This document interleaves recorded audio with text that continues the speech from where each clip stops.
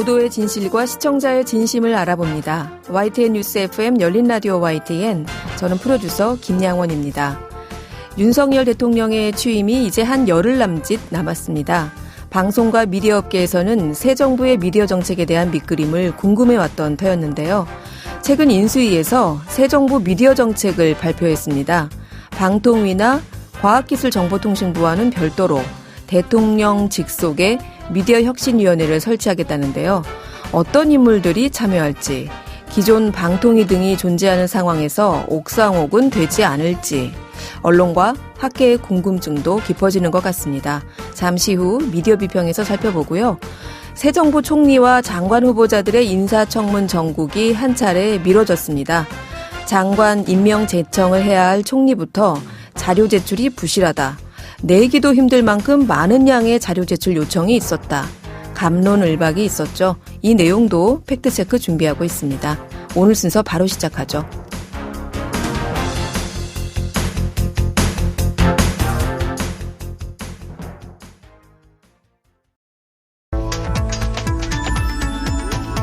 미디어가 전하는 이슈에 대한 다양한 분석과 팩트체크까지 바로 보고 뒤집어보고 꼭꼭 씹어보기 위한 미디어 비평 프로그램 열린 라디오 YTN.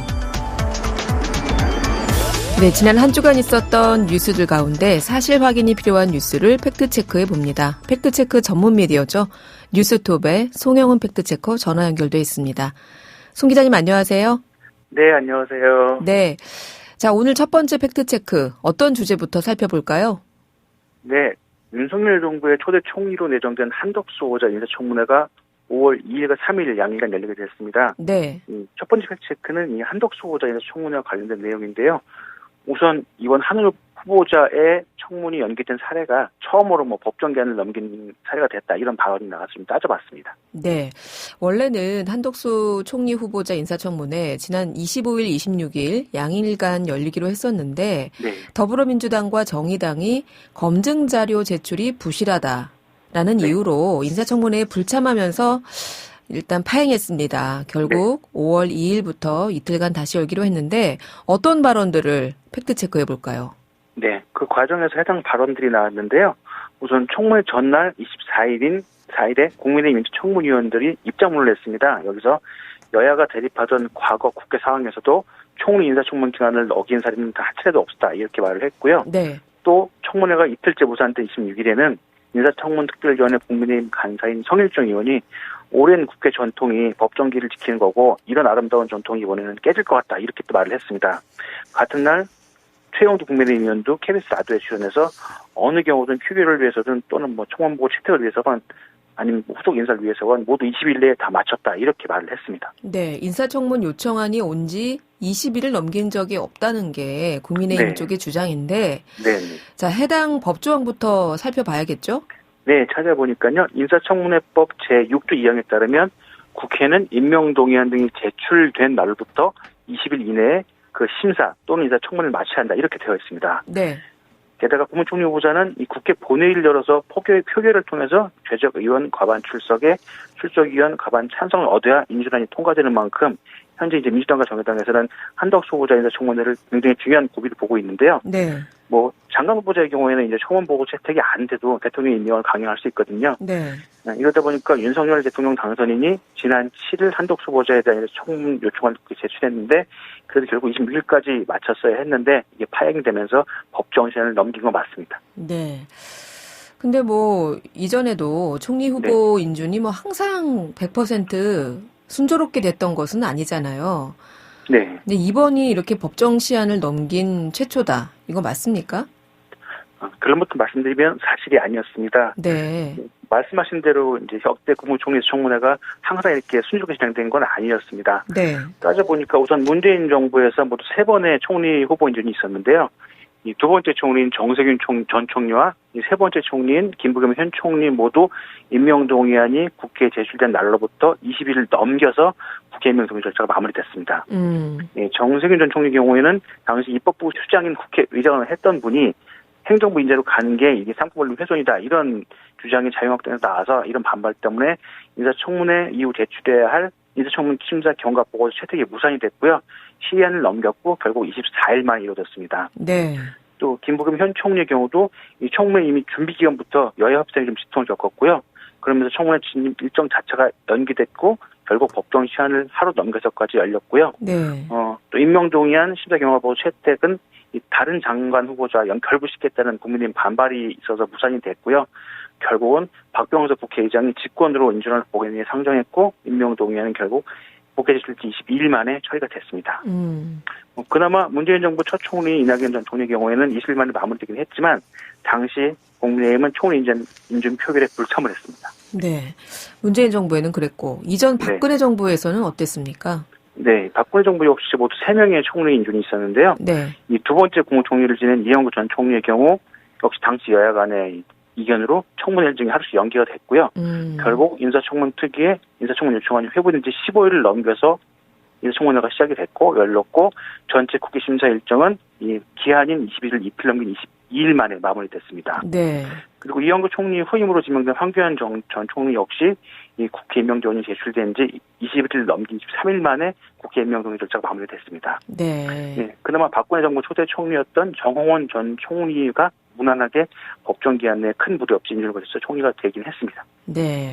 정리하면 이 문재인 정부나 박근혜 정부 모두 각 3명씩 모두 6명의 총리가 인준을 거쳤는데 이 가운데 첫 총리 2명만 인준까지의 법정 기한 날짜를 지켰고요. 그 이전까지 총리 인사청문을 어긴 사례 없다는 이 국회의원 전통 이런 모든 원교훈 20일 안에 마쳤다 이런 주장은 다 사실이 아닙니다. 네. 차라리 워딩을 각 정부 초대 총리의 경우에는 법정 시한을 지켰다 이렇게 말했으면 사실일 뻔하긴 했습니다. 초대 총리를 제외한 다른 총리 인준은 법정 기한을 다 넘겨서 이루어졌다. 네. 이렇게 네, 팩트 체크해봤습니다. 네. 그런데 이 민주당과 정의당이 한도수 총리 후보자에 대해서 검증 자료 제출이 미흡하다 이렇게 주장하면서 청문회를 불참했잖아요. 네. 이에 대해서 국민의힘은 이들 정당이 요구한 검증 자료 수가 너무 많다. 네. 그리고 자료 제출도 따져보니까 미흡한 편 아니다. 얼마나 몇 %나 제출했는지를 좀 봐라. 네. 뭐 이런 주장을 하고 있거든요. 네. 이건 어떻습니까? 네, 이런 말씀을 하신 분이 김미국 국민의힘 의원의 발언인데요. 네. 총 1,090여 건 요청되었는데 문재인 정부 때 총리 후보자들이 제출한 것과 비교하면 1,500가 넘는 자료가 요청됐다 이렇게 말을 하셨고요. 정확한 워딩을 보면 25일 인사청문회 의사진행 발언에서 인사청문 준비단에 요청된 자료 제출 건수는 공통요구 자료가 485건, 개별 요구 자료가 605건 등 총 1,090건인데 문재인 정부 이낙연 총리 때 319건 중 85%, 정세균 총리 때 250건 중 52% 제출, 김부겸 총리 때 347건 요구 중에 84%란 거 비교하면 1,500가 넘는 요청 자료가 요청되는가 이렇게 말했습니다. 네. 자, 요청 자료량이 1,500가 넘는다. 이거 사실이에요?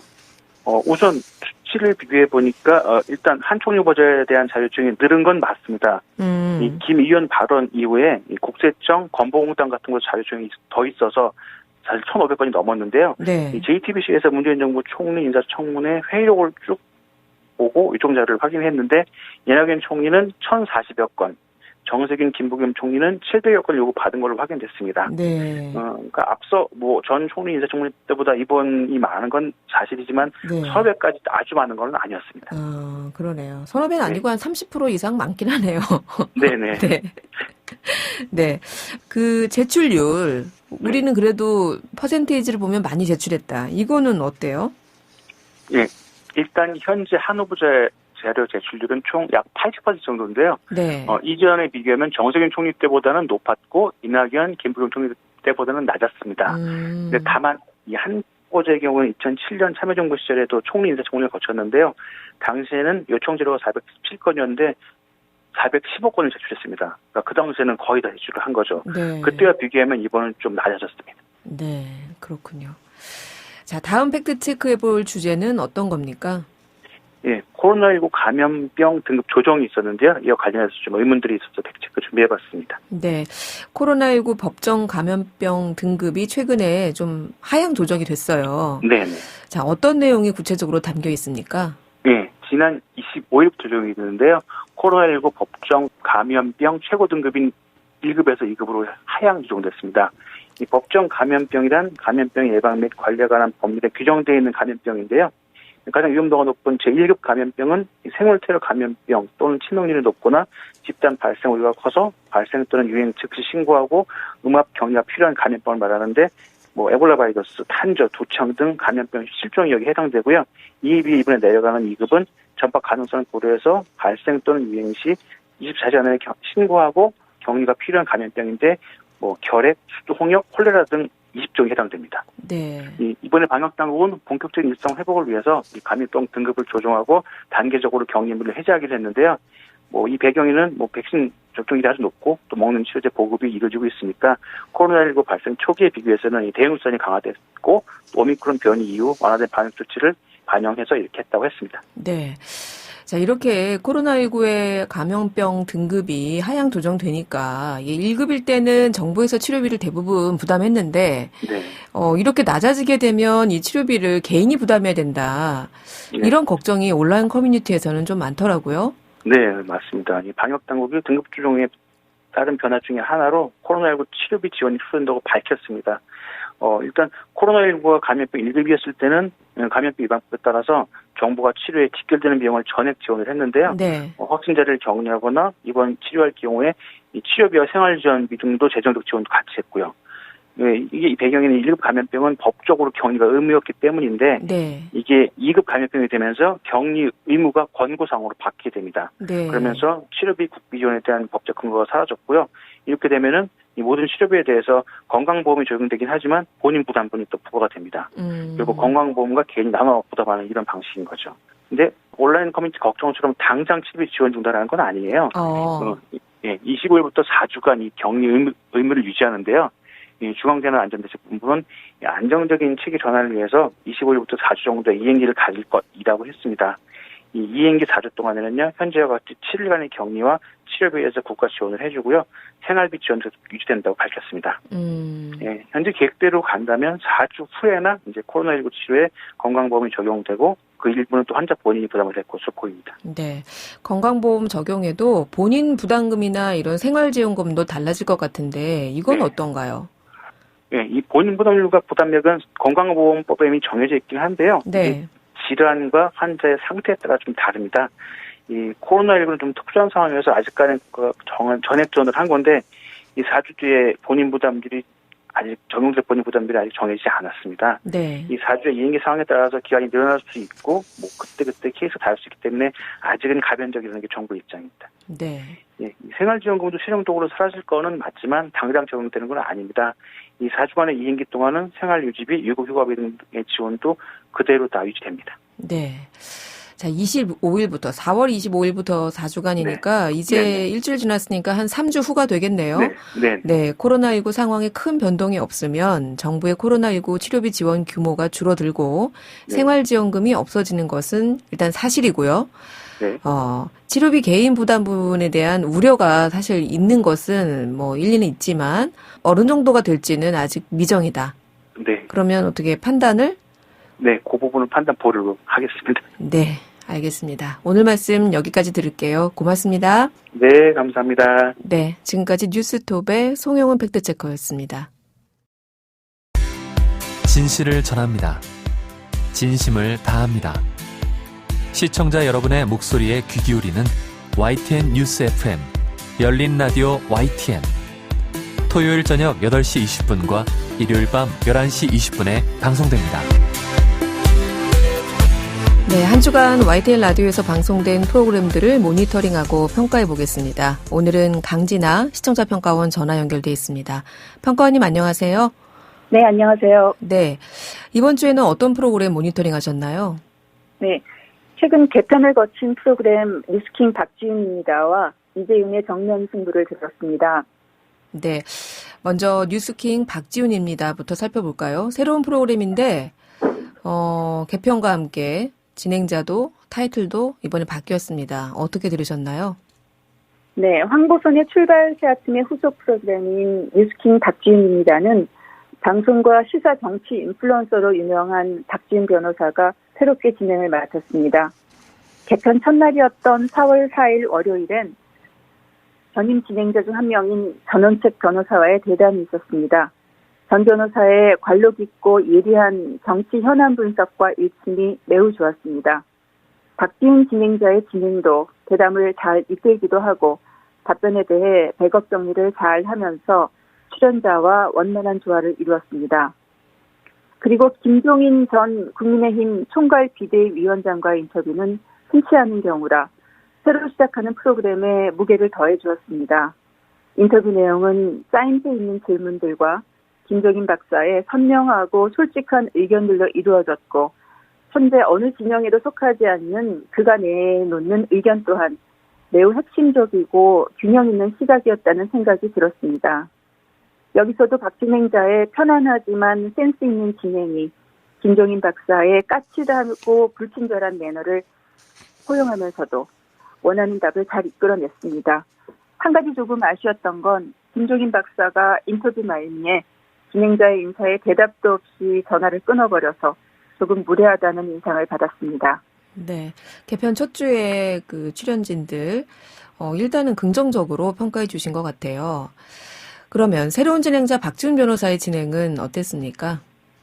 네, 무리 없이 잘 순항하고 있는 가운데서도 몇 가지 아쉬웠던 점이 있었습니다. 먼저 4월 6일 수요일 방송에서 박지훈 진행자가 김동연 당시 민주당 경기지사 예비 후보에게 누가 가장 두렵습니까? 라고 질문했는데요. 이렇게 직설적인 질문보다는 돌려서 질문해서 원하는 답변을 이끌어냈어야 한다는 생각이 들었습니다.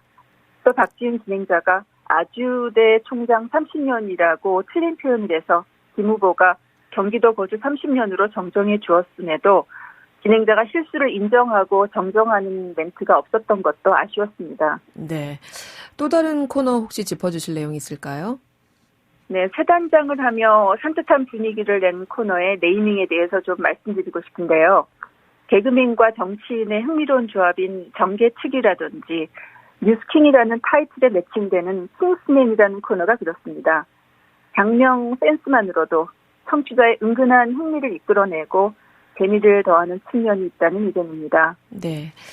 자, 뉴스킹 박지훈입니다. 이에 대한 평가원의 의견 들으셨고요. 이번에는 진행자가 새로 바뀌었죠. 뉴스 정면 승부. 어떻게 들으셨습니까? 네, 뉴스 정면 승부는 이동형 전 진행자의 하차 이후 많은 고정 애청자들은 아쉬워하는 측면이 있었습니다. 무엇보다 이재윤 진행자의 톤앤 매너가 선임자와는 사뭇 다름을 느끼는데요. 오늘은 어떤 뉴스로 흥미진진하게 이야기를 풀어갈 건가에 대한 기대가 전반적으로 낮아졌다고 평가됩니다. 자, 이재훈 앵커와 함께한 지난 한 달간의 뉴스 정면 승부 구체적으로 좀 살펴주신다면요. 네, 우선 법전을 든 셜록은 우선 네이밍이 참신하고 진행하는 두 사람 패널의 내공이 높다는 느낌을 받았습니다. 또렷하고 분명한 발음이 좋아서 뭔가 앞으로 더 패널들의 케미가 잘 어우러질 거란 기대를 갖게 했습니다. 막연히 취재를 열심히 해서 열심히 리포트한다와는 결이 좀 다르게 느껴지기도 하는데요. 논리로 꼼꼼히 따지는 스타일이 피곤하고 지루하기는커녕 역설적이게도 청취자가 더 흥미롭게 몰입하게 만들었습니다. 뉴스 순삭의 새로운 고정 출연진도 호감이 갑니다. 저녁 퇴근 시간에 편안하고 친근한 톤으로 뜨거운 현안에 대한 뒷이야기를 들어보는 것도 좋다는 생각인데요. 여기서 이재훈 진행자는 출연 패널들이 열정을 갖고 패널들이 편하게 의견 개진을 할 수 있도록 판을 깔아주고 도와주고 있다는 생각이 들었습니다. 또 긴 대담 중에 분위기 전환용으로 등장하는 짧은 효과음도 참신하게 느껴졌습니다. 그럼에도 진행자가 좀 시정해 주었으면 하는 부분이 있는데 전화 인터뷰 시 출연자가 헛기침을 많이 한다거나 통화 품질이 양호하지 않을 때도 별다른 조치나 양해 멘트 없이 또는 출연자 사과 없이 그대로 지나가는 경우가 종종 있습니다. 적절한 대처가 있었으면 합니다. 네, 오늘은 4월 본개편 이후 달라진 뉴스킹 박지훈입니다. 그리고 이재윤의 뉴스 정면 승부에 대한 시청자 평가원의 의견 들어봤습니다. 오늘 말씀 고맙습니다. 네, 감사합니다. 네, 지금까지 강진아 시청자 평가원이었습니다.